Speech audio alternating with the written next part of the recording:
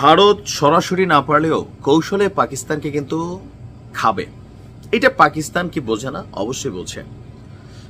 মজার বিষয় হচ্ছে যে গত 22 এপ্রিলের ঘটনার পর পাকিস্তানের বিভিন্ন প্রদেশে অনেক ঘটনা ঘটছে, বিস্ফোরণের ঘটনা ঘটছে। তারপর হচ্ছে হঠাৎ করেই পাকিস্তানের চারদিকে কিন্তু প্রচুর শত্রু, এরা আবার আফগানিস্তানকে গুতায় রাখছে, ইরানের সাথেও ঝামেলা আছে, ভারতের সাথেও আছে, আবার এদের দেশের মধ্যেও বেলুচিস্তান থেকে শুরু করে বেশ কয়েকটা প্রদেশ আছে যারা স্বাধীনতা চাচ্ছে। এটা তো অবশ্যই জানেন, তাই না? এই যখন সিচুয়েশন, গতকালকে হঠাৎ করেই আপনার পাকিস্তানের দিকে একটা বিশাল দলের মুভমেন্ট দেখা গেল। আর পাকিস্তানের সেনাবাহিনী মুহূর্তের মধ্যে গর্জাইয়া প্রায় 54টা জীবন শেষ করে দিল। এরা কারা? কি ঘটছে ভারতে এবং পাকিস্তানের সীমান্তে? দুই দেশের মধ্যে মুহুর্মুহু গুলি হচ্ছে, তবে এইবারের জায়গাটা একটু অন্য জায়গায়। বাট পাকিস্তান এই মুহূর্তে কোনো ধরনের রিস্ক নিতে চাচ্ছে না। আপনার পাকিস্তানে অনুপ্রবেশের চেষ্টাকালে সীমান্তে সন্ত্রাসীদের সাথে পাকিস্তানি সেনাদের ব্যাপক গোলাগুলি হয়েছে। সেনারা অনুপ্রবেশের চেষ্টা ব্যর্থ করে দিয়েছে, আর এতে 54 জন সেনা নিহত হয়েছেন। পাকিস্তান সেনাবাহিনীর বিবৃতির বরাত দিয়ে জিও টিভি একটা প্রতিবেদন করেছে।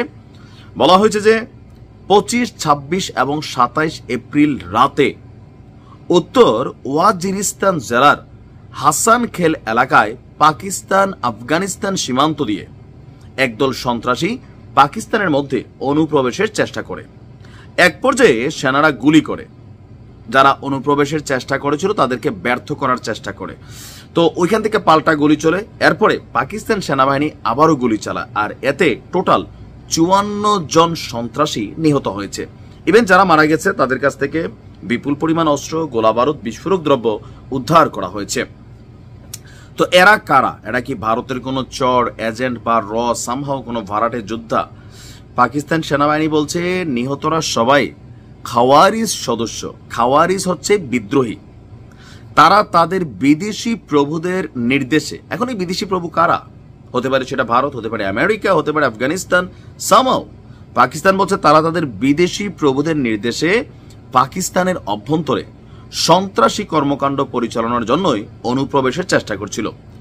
ফিতনা আল খাওয়ারিজ শব্দটি রাষ্ট্র নিষিদ্ধ ঘোষিত তেহরিকি তালেবান পাকিস্তানকে বোঝাতে ব্যবহার করা হয়ে থাকে। তো এখন এই যে আমরা দেখছি যে হঠাৎ করেই গেল এই কয়েকদিনের মধ্যে পাকিস্তানের বিভিন্ন প্রদেশে বিস্ফোরণ হচ্ছে, তারপর হচ্ছে সন্ত্রাসী হামলা বেড়ে গেছে। এর মাঝখানে সীমান্তে পাকিস্তান সর্বোচ্চ লেভেলের নজরদারি করছে। ইভেন বেশ কিছু জায়গায় তারা কিন্তু রেড অ্যালার্ট দিয়েছে যে এই পরিস্থিতিতে পরবর্তী নির্দেশনা আসার আগ পর্যন্ত রাতে বিরাতে দিনে যে কোনো সিভিল অর সামহাও সোলজার্স অথবা এভরিওয়ান যারাই এই সীমান্ত রেখা বা শূন্য রেখা অতিক্রম করবে গুলি করা হবে। কেন? সবাই কিন্তু একটা বৈশা রয়েছে যে পাকিস্তানে একটা বড় ধরনের ঘটনা ঘটবে। এখন এই ঘটনার পিছনে যেই দেশের টিমই হোক, যাদেরই হোক, বাট তাদের একজন বিদেশি প্রভু আছে। আর পাকিস্তানের জন্য এই মুহূর্তে যারাই পাকিস্তানের অনুপ্রবেশের চেষ্টা করবে বা ঘটনা ঘটানোর চেষ্টা করবে, পাকিস্তানের কাছে মনেই হবে যে ভারত ঘটনা একটা ঘটানোর চেষ্টা করতেছে। হইতেছেও হয়তো বা এরকম যে ডাইরেক্ট না পারলে হাতে, না পারলে ভাতে মারা। কারণ ভারতের সেনাবাহিনী অথবা সামহাও কোনো সশস্ত্র গোষ্ঠী, সরকারি বা লাইসেন্স প্রাপ্ত যারা আছেন রাষ্ট্রীয়, তারা যে কোনো একটা ঘটনা ঘটাইলে এটা রাষ্ট্র টু রাষ্ট্র যুদ্ধ হবে।